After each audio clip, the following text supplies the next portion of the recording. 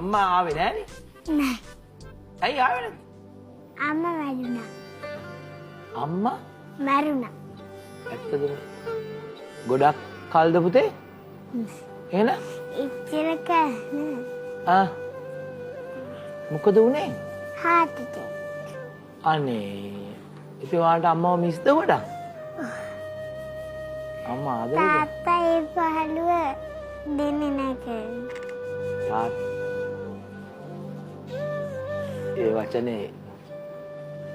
ඒ වචනේ අහන්න ලැබෙන එක හරි වාසනාවක් මල්ලි.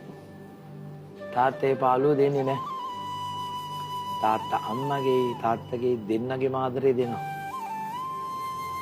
දැන් තමයි මට තේරුනේ මේ තාත්තා ගේයස් කරනවා, අතු ගන්නවා, උයනවා කියපුවම මේ ඒ කියන්නේ තාත්තා කෙනෙකුට ලොකු බරක්. ඒ කියන්නේ අම්මගේ අඩුව පිරිමහන්න තාම චූටි දුවල පුතාලා නෙන්නේ නේ.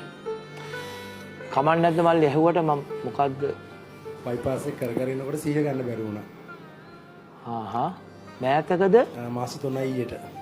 එතකොට දැන් මෙයා මෙහි එක්කන් කලින් ආපු පාර අම්මා හිටියද? එතකොට අම්මත් එක්ක තමයි ආවේ. අම්මත් එක්ක දාවේ? ඒ කියන්නේ අම්මා ආසාවෙන් හිටියද ඔයා පොඩි වැඩ වෙනවට? අනේ සමා වෙන්න ඕනේ. ඒක හරීම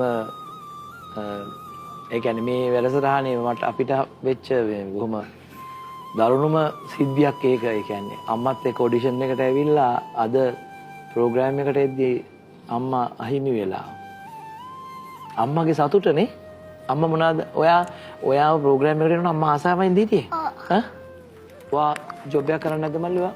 බිස්නස් කරන්නේ දැන් ඉතින් කොහොමත් එළියට යන්න බෑ. ඉතින් මේ දෙන්න වෙනුවෙන් සම්පූර්ණ කාලය යොමු කරලා තියෙන්නේ ඉතින්. මෙයාට කීයද වයස එතකොට? දැන් 6 මාරයි.